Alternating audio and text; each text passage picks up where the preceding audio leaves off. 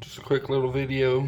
If you got the Spohn poly or Darylin kit for the upper control arm on the 4th gen, it says you can reuse your factory bolts, reinstall your factory hardware.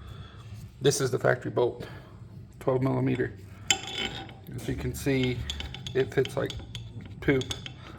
And I've driven my car with the stock bolt, and the arm physically moves, and you can hear it over the radio, so kind of annoying.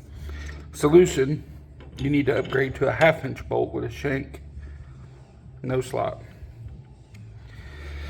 Wish that was in the instructions, because it would have saved me tearing the car all the way back apart, drilling out the upper mount to be able to run these bolts, but you are going to have to cut these shorter.